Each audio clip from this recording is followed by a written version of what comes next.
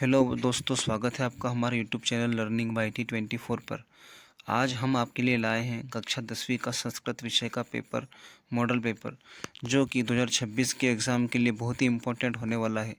अगर आपने अभी तक इस चैनल को सब्सक्राइब नहीं किया तो सब्सक्राइब कर लो। चलिए बच्चों, शुरू करते हैं वीडियो। तो बच्चों, ये है इसके निर्देश। सर्वे प्रश्न अनिवार्य सन्ति, प्रश्नानां सम्मुखे अंक प्रदत्ता, सर्वेषां प्रश्नानि उत्तराणि संस्कृत भाषा देयानि। अगर पहला प्रश्न की बात करूँ बच्चों, तो यहाँ लिखा है उचित विकल्पम चित्वा लिखत। पहला, बालकान् इत्यस्मिन् पदे विभक्तिः अस्ति, तो द्वितीय विभक्ति है इसके अंदर। धेनवः इत्यस्मिन् पदे वचनम अस्ति, तो धेनवः जो है ये बहुवचन है। और नदी नाम इत्यस्मिन् पदे विभक्ति अस्ति, षष्ठी विभक्ति। तस्मिन् इत्यस्मिन् पदे वचनम अस्ति, तो एक वचन अस्ति। अस्माभिः सर्वदा सत्यम वक्तव्यम इत्यस्मिन् वाक्ये अव्ययम् अस्ति, तो अव्यय है यहाँ पे सर्वदा, हमेशा। अधोलिखितेषु शब्देषु अव्ययम् पदम नास्ति, तो रमा इसके अंदर जो ये अवयव नहीं है, बाकी सारे ये अवयव है। बच्चों, इसके बाद में आते हैं आपके रिक्त स्थान पुर्यात्। तो श्वेत अश्व धावति इत्यस्मिन् वाक्ये श्वेत विशेषण पदम अस्ति। जननी तुल्यवत्सला इत्यस्मिन् वाक्ये जननी विशेष पदम अस्ति। सलिलम इत्यस्य पदे जलम पर्यायपदम अस्ति। निर्मलम इत्यस्मिन् पदस्य समलम विलोम पदम अस्ति। सुलभः इत्यस्मिन् पदस्य दुर्लभः विलोम पद अस्ति। और शीघ्रम इत्यस्मिन् पदस्य सत्वरम पर्याय अस्ति। फिर आते बच्चों युग्म मेलनम कुरुत, सही जोड़ी में। पुस्तकालय, तो पुस्तक धन आलय, ये दीर्घ स्वर संधि है। निश्चल आपका हो जाएगा निह धन चलह। सूर्योदय का आएगा बच्चों गुण स्वर संधि, सूर्य धन उदय। अनुरूपम का हो जाएगा आपका अव्यय भाव समास। इसके बाद चोर भयम, तो चोरों का भय यानी कि तत्पुरुष समास। त्रिभुवनम, तो इसका हो जाएगा द्विगु समास, क्योंकि आगे त्रि यानी कि 3 संख्या। फिर आता बच्चों एक पदेन उत्तर लिखत। आदाय इत्यस्मिन् पदे कः प्रत्यय अस्ति, तो ल्यप। कथितुमुन इत्यस्मिन् पदे कः प्रत्यय अस्ति, तुमुन। पा धन कत्वा संयुज्य किं पदम भविष्यति, पित्वा। अनिशम महानगर मध्ये किं प्रचलति, तो कर्कश ध्वनिः या फिर कृष्ण चक्रम। दुर्बले सुते कस्य अधिका कृपा भवति, तो मातु। पिता पुत्राय बाल्ये किं यच्छति, विद्याधनम। अब आते हैं आम और न में शुद्ध अशुद्ध। तो लभते इत्यस्मिन् पदे प्रथम पुरुष अस्ति, आम। आसीत् इत्यस्मिन् पदे बहुवचन अस्ति, न। पिबति इत्यस्मिन् पदे एकवचन नास्ति, न। अपठत् इत्यस्मिन् पदे लङ् लकार अस्ति, न। निर्गच्छति इति पदे निर उपसर्ग अस्ति, आम। प्रत्युत्कारे इत्यस्मिन् पदे प्र उपसर्ग अस्ति, तो ये भी आम। अब आते हैं हमारे प्रश्न क्रमांक 6 से 10 के पूर्ण वाक्यन प्रश्न उत्तर।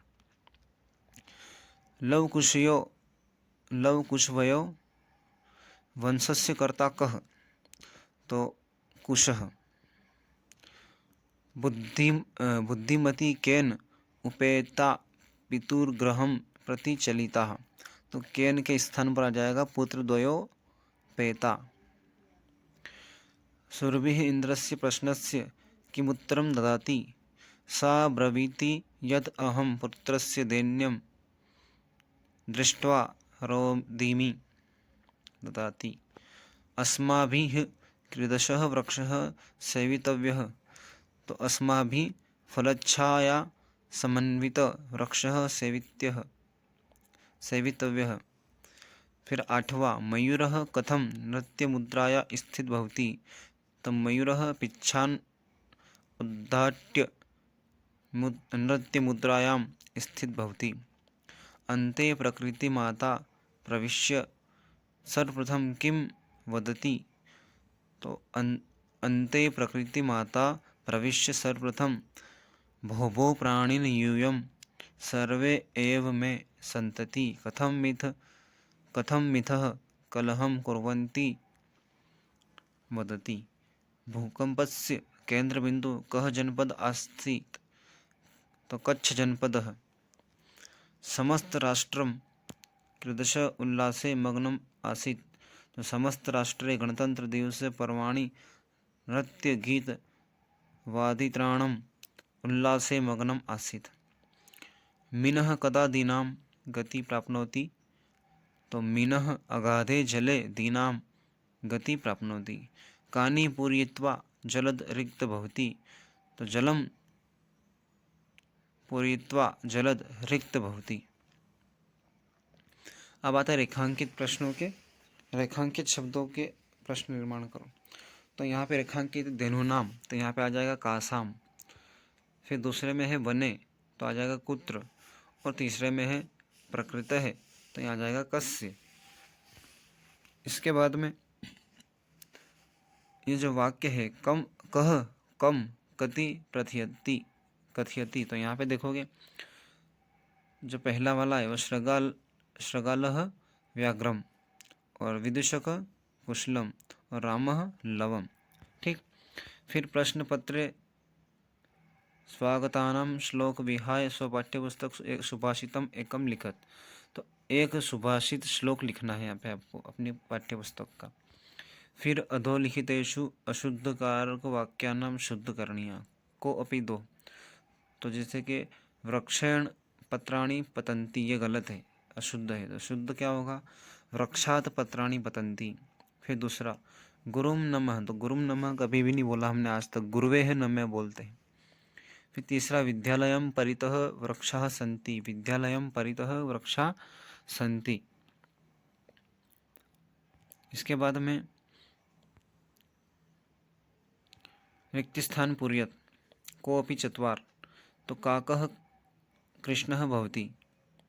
भूकंपित समये बहिः गमनमेव उचितं भवति।